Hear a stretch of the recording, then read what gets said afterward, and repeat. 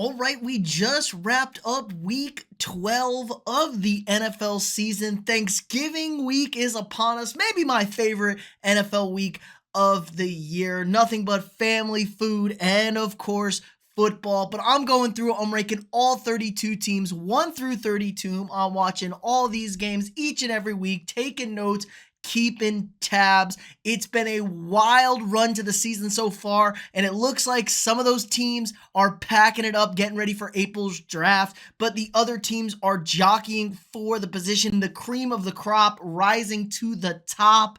And guess what? You know what? It feels like there's a large gap between these top 8 teams and then the 9th team. It just feels like there's really only 8 teams I can trust most weeks against any opponent. But let's hop into it. Let's start with our bottom tier teams 32 through 23. Okay, 32, I got the Giants at the bottom here. Tommy DeVito starts, and it's an abject disaster. It looks like they've lost the locker room. Malik Neighbors going off post-game. It is an absolute dumpster fire in New York. Jacksonville on a bye. Let's see if Trevor Lawrence can come back. But how is Doug Peterson still employed by this team? He survived the 50-point beatdown by the Lions. Vegas down to 30. Gardner Minshew goes out with a broken collarbone. That means it's the Riddler season. Desmond Ridder at quarterback. That's not going to save this team, but I think they're getting lined up for a possible Shadur Sanders draft pick. New England at 29. This is a horrible team, a awful head coach. But I like Drake May. Drake May, always a positive sign.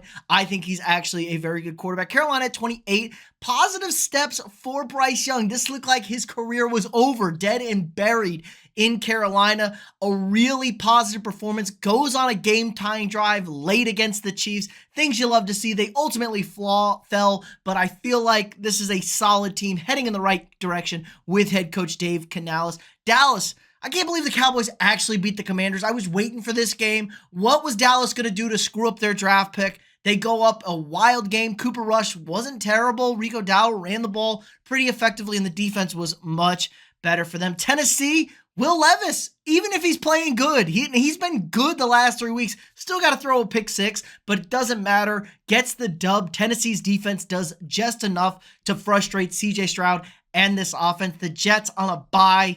I don't know if this season is any sort of salvageable. Rodgers probably not going to be the quarterback next year. They're in complete rebuild mode. And the Colts at 24, Anthony Richardson. These are the issues, man. Just he couldn't find the accuracy. Again, he was like 11 for 28. He struggled all day. Couldn't do anything in the second half against the Lions. And there were opportunities there. They couldn't run the ball with Jonathan Taylor. Their defense did a decent job, I think, relatively speaking, slowing down this Lions offense. But man, they just need any sort of competent quarterback play.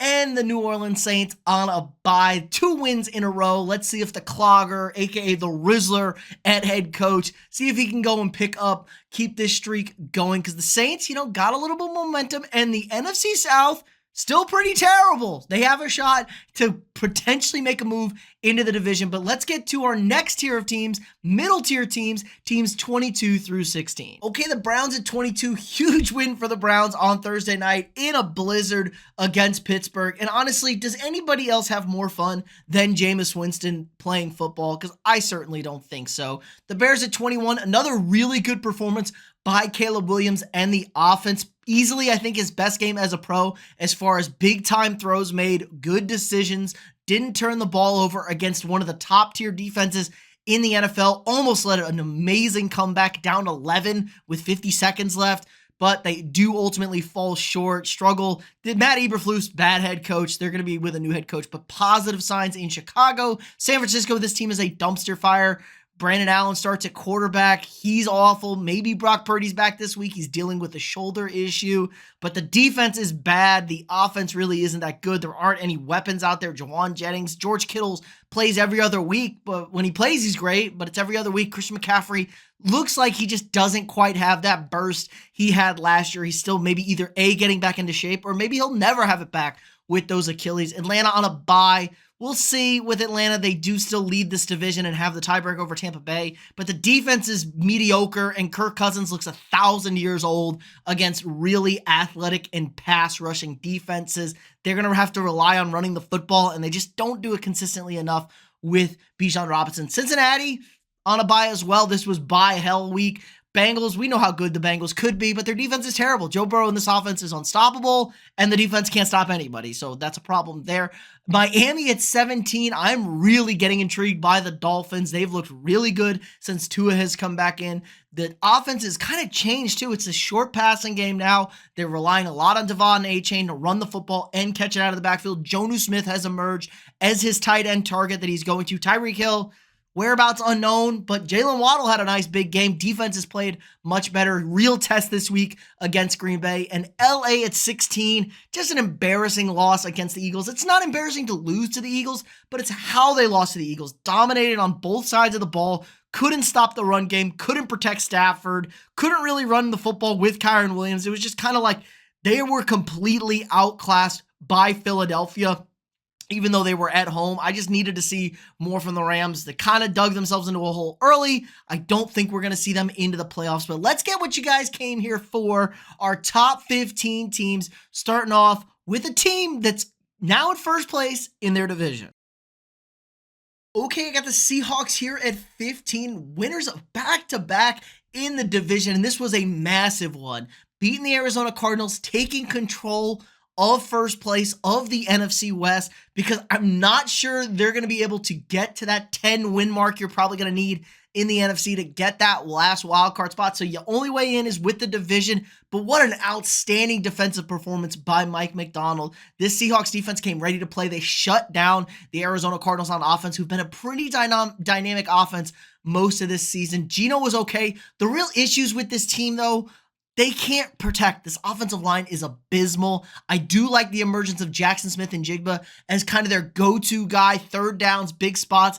DK Metcalf still working his way back from the injury. He still is a very secure target to throw the ball to, but they really can't run the football either with Kenneth Walker, and that's going to ultimately hurt this team. The offensive line is just easily the worst of any of these teams up here. I shouldn't say easily. There's maybe one other team with a really bad offensive line up here, but still, it's going to be the downfall of this team. The defense needs to play more consistent. They need to do what they did on Sunday, stopping the run. That's been an issue for them. They did a much better job against Arizona. If they can keep it up, I think Seattle's a feisty team. They got to play Arizona again after this week, so that could really be deciding the division. Go in Arizona, beat them, and you are the clear favorite to win the NFC West. Seattle here at 15. Okay, at 14, now this might be the worst offensive line of these top tier teams. Houston falls to Tennessee at home, and this is a really bad loss. This might have been the second worst loss of the weekend. Now, it is a division game. Division games are always weird, but you're at home. You have to win those games, and Houston just has not played good. This offensive line is atrocious. They cannot protect CJ Stroud. CJ Stroud has also slightly regressed. He is not making the best decisions with the football. He is way too turnover prone this year. Now, you do want to see a little bit more attacking downfield, but it's just at the cost of too much. They've had some really unfortunate time penalties. Another massive touchdown called back to Nico Collins, and Nico Collins did look great, so that is a bonus for them. Nico Collins getting back out there, it's going to help a lot, but they couldn't run with Joe Mixon, and this Texans defense, not great. They got carved up by Will Levis. They can rush the passer, but outside of that, they are dreadful. They didn't stop the run. Tony Pollard over 100 yards against them, and the secondary is bad. I think this is a bad combination of teams. They have a bad offensive line. They have a really not good defense. Luckily, the division isn't great. They're still probably going to win this division, be hosting an AFC wildcard game, but there are just so many holes and question marks with this team. Maybe we overreacted a little bit just based on the success we saw from the Texans last year. Still in a good spot at 7-5, but a lot more questions than answers with this Texans team.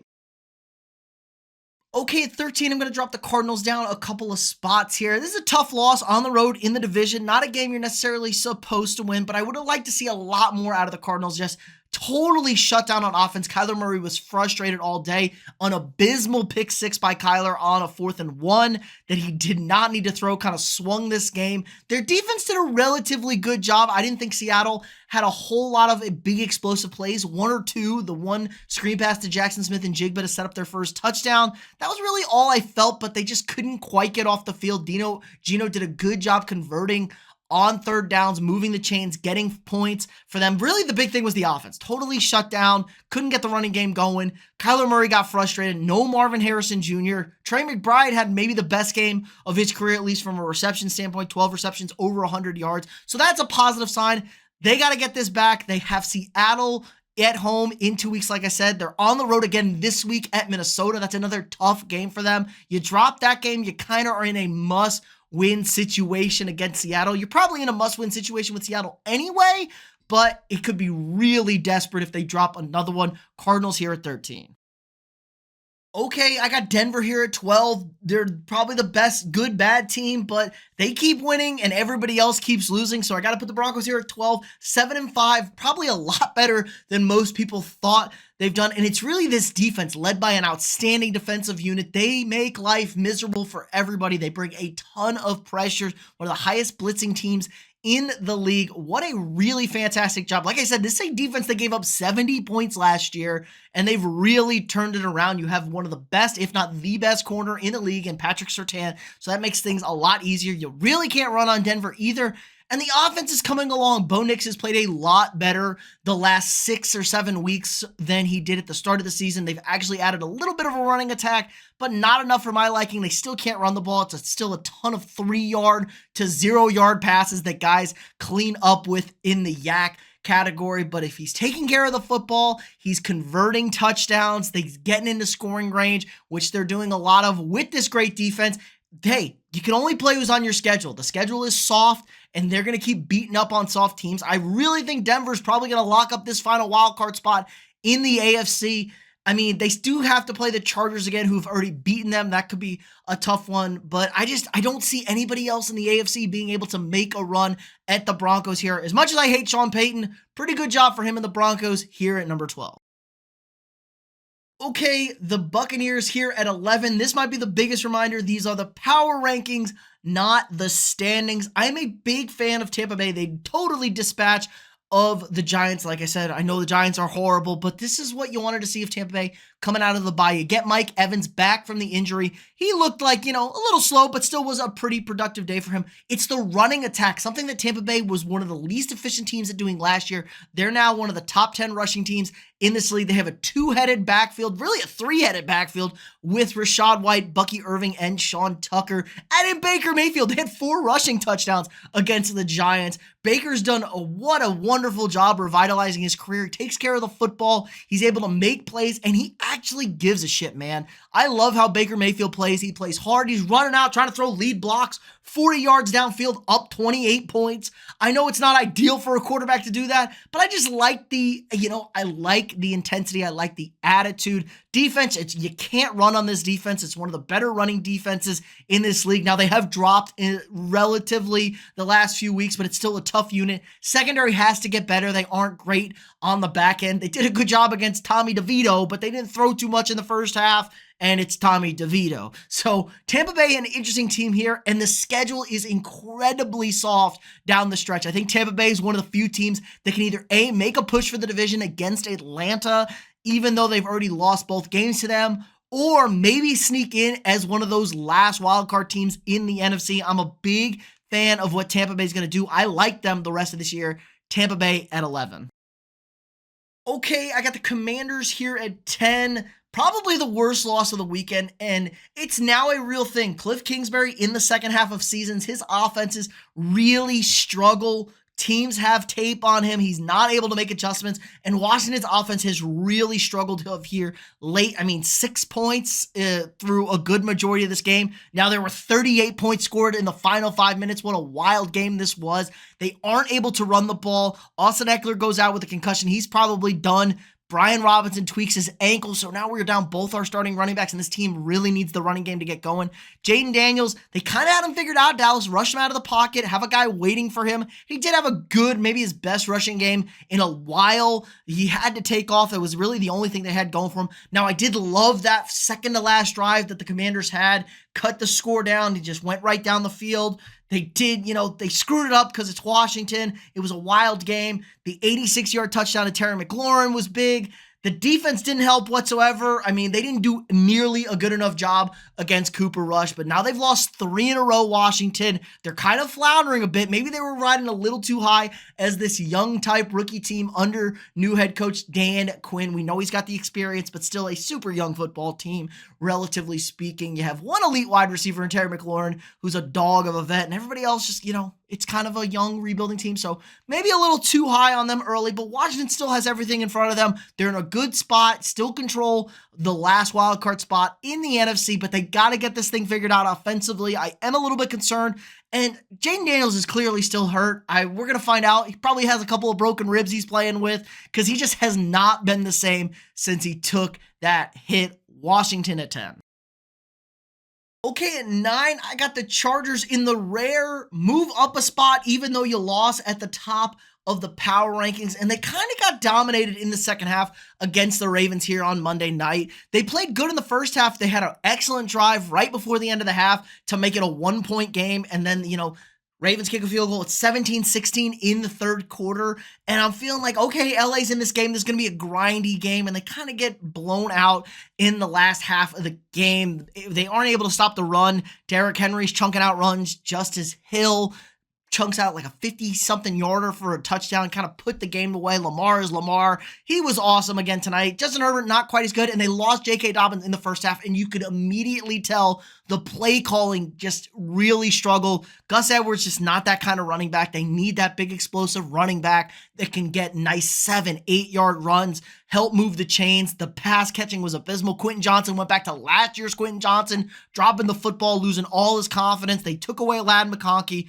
This was kind of a weird game. They lost to a much better team in Baltimore. This is what I'm talking about with the gap between these top tier teams. It's just like a lot of flawed teams down here. I just can't really trust the Chargers. Their defense has come back down to earth. They've played some real offenses the last 2 weeks, and they've given up a lot of points. This was the number 1 scoring defense. They still might be the number 1 scoring defense. I have to check those numbers, but it's just not quite what we were expecting. But again, another team that's in a really good spot to hold on to that wild card position, make the playoffs in year 1 under Jim Harbaugh. Justin Herbert's still a very good quarterback, but they just need more offensive pieces to help round this thing out. Chargers here at 9. Okay, this is where I'm marking my cutoff here. The top 8 teams, I think these are the teams that I can really just kind of rely on week in and week out, starting with Green Bay here at number 8. Now, Green Bay just doesn't quite feel as good as they did last year going on that run to finish the season. They feel like they leave a little bit on the bone. Jordan Love and the offense really wasn't great in the second half. They scored off some turnovers, a really bad PI call in the end zone. And, there was a real opportunity for them to blow that game, but San Francisco is just so bad at quarterback without Purdy. So they took care of business. The defense, again, feasting 3 second-half turnovers.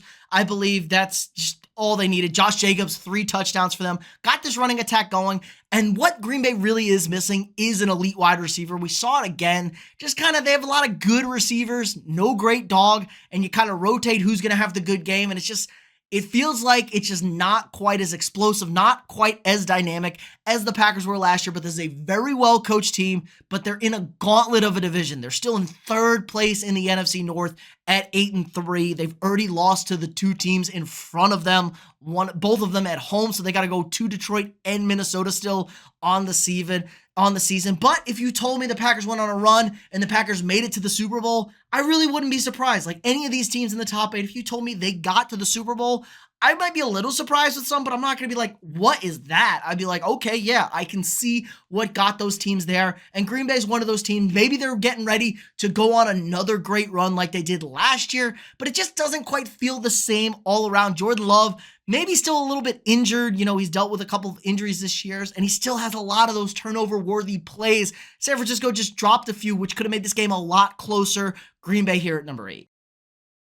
Okay, I'm going to drop the Steelers 2 spots, put them at 7 here, and this was kind of the game we were worried about with Pittsburgh. Like, again, though, it was a short week against a division opponent on the road. It's not a bad loss whatsoever, even with the Browns' record. It was just a kind of a weird game. I think you can kind of throw this one out, but the offense struggled for a large majority of this game. They weren't able to throw their moon balls consistently. Russell Wilson kind of was off all night. He wasn't great. He wasn't terrible, but it was just a little bit off. They couldn't run the ball effectively. It felt like they were struggling to pick up first downs.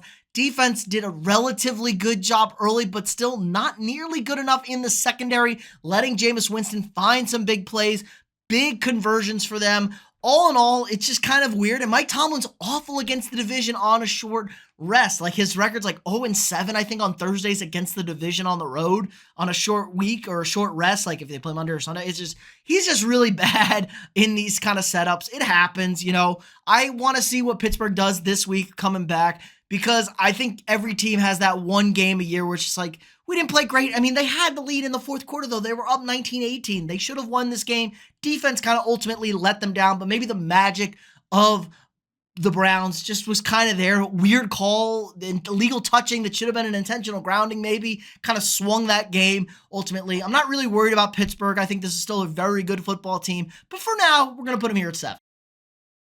Okay, keeping my Vikings here at number 6. What looked like was going to be a really nice, comfortable win at Chicago. They fell apart, they fold, they give up 11 points in the final 55 seconds, give up a touchdown, give up a 2, give up the onside kick, and then give up the completion with no timeouts to get the field goal. This had a loss written all over it. It's the weirdness of Chicago. Again, road division game and an offense that's been playing better. But they overcame, they rose to the occasion, get the stop, get the ball back in overtime after losing the coin toss, and Sam Darnold throws for 90 yards on the final drive. Monster game for Darnold the last 2 weeks. Easily his 2 best games of the season the last 2 weeks. 330, 2 touchdowns, no turnovers. Really good for him. Jordan Addison with a breakout game. And that's good because the Bears had like 6 guys guarding Justin Jefferson. Jefferson did have a touchdown called back on a very soft OPI call. Aaron Jones rushes for 100 yards. And the defense was really good until like that final drive of the game. I thought they did a relatively good job against the run game of Chicago and Caleb Williams, but the Vikings just find ways to win these games, which you kind of like. This feels much different than the team 2 years ago that was winning all those one-score games. I think there's a lot of pieces. The offense is more dynamic. The defense is better. This is a good Vikings team. Again, a team that's 9-2, but they're 1 game back. They're in second place of the division, just how good Detroit is. So they're up against it. They have a relatively soft schedule. They just won 3 in a row on the road. They got 3 in a row at home. That's a big help. But Minnesota could easily be a 14-3 team and go into Atlanta or Tampa Bay for the first round of the playoffs. My Vikings here at 6. Okay, this is my Jekyll and Hyde team of the year. Baltimore, they're up, they're down, they're left, they're right. Huge win in LA on Monday night. Lamar Jackson loves Monday Night Football. 22 touchdown passes, 0 interceptions in his career. He loves the primetime spotlight of Monday night, but we just need more consistency from Baltimore. They dropped these stupid games, but I didn't really believe Baltimore was going to drop to 7-5 on the season and flirting with being out of the playoffs.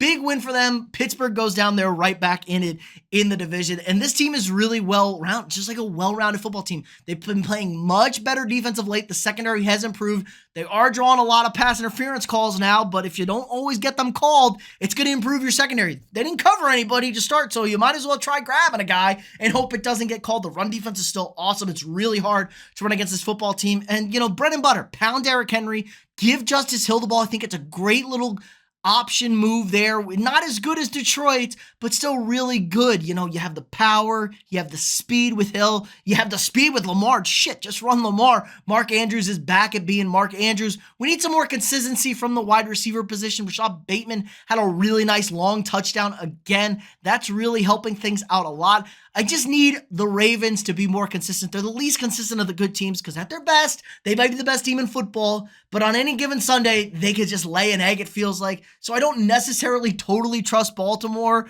when it comes down to it. Stop throwing the ball, just run the ball, and you will win like every football game. Baltimore here at 5.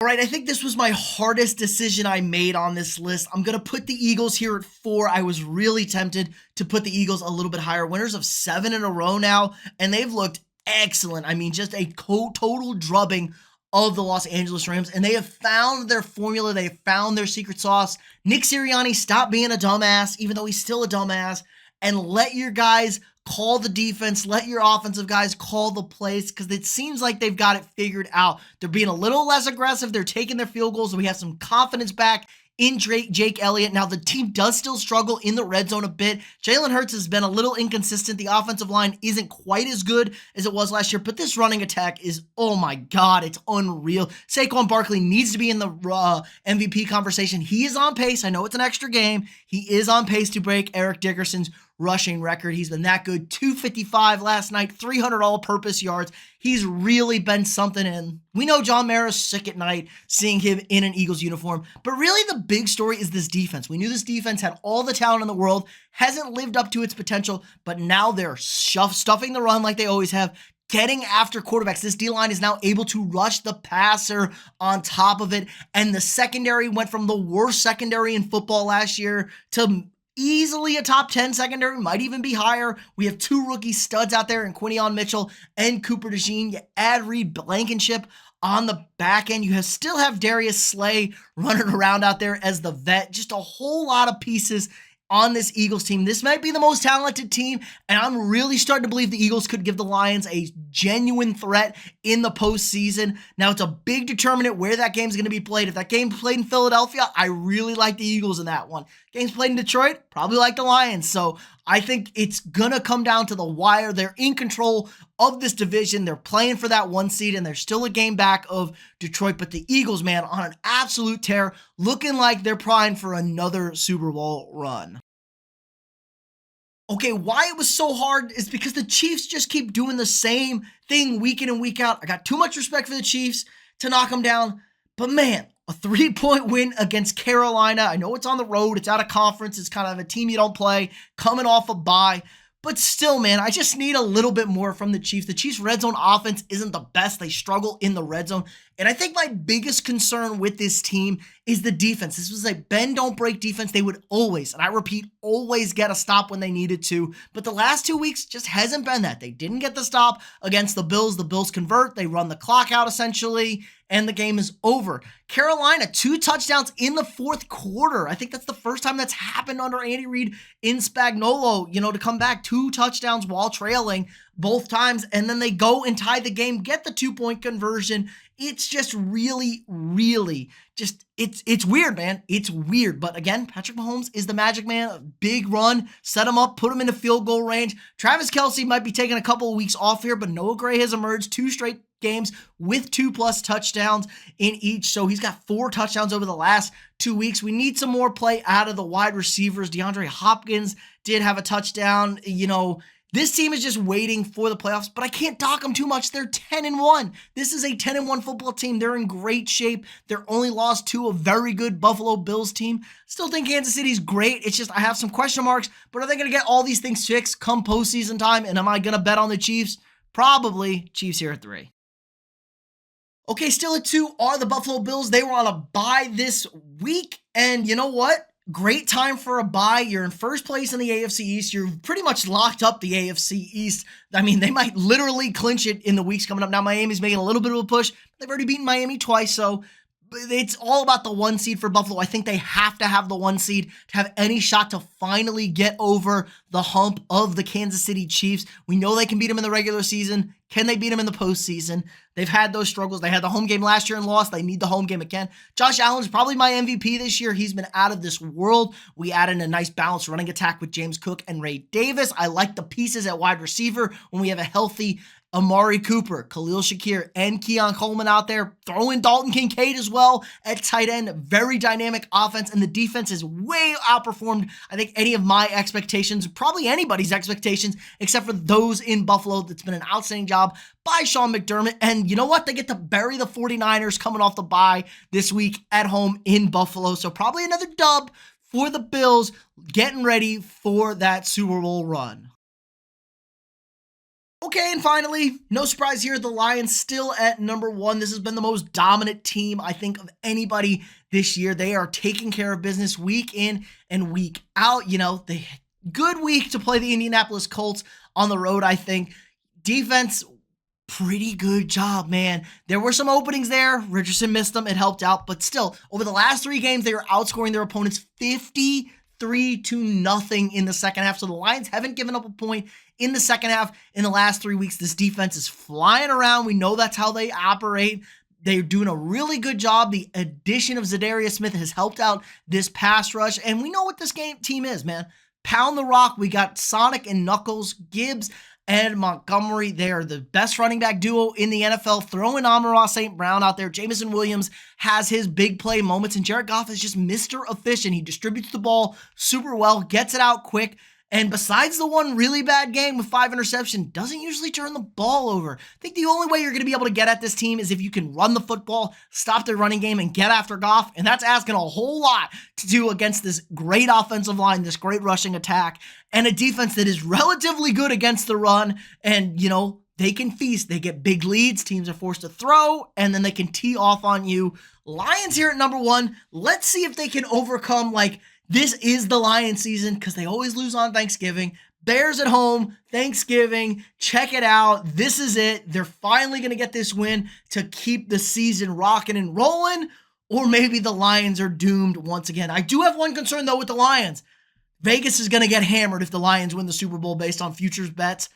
I would be worried if I'm a Lions fan. The NFL referees may go ahead and step in on this one. But let me know what you guys think in the comments below. Who am I too high on? Who am I too low on? What do you guys think? I love going back and forth with you guys in the comments. If you haven't already, drop a quick like on this video, subscribe to the channel. We got daily sports content. If you want to support the channel more, sign up for a channel membership. We're really going to start pushing those memberships out. Going to do some exclusive weekly videos for you guys out there. You get all sorts of access to cool stuff, perks, stuff to use in the live streams throughout the week. Help support me, allows me to keep making this great content for you guys every single day. If you still want to check out one of your teams this year and you haven't already, head on over to SeatGeek.com. Use code afterthereview for $20 off your first purchase. That's SeatGeek.com. Code afterthereview for $20 off your first purchase. Again, like, subscribe, and share, and I'll see y'all tomorrow.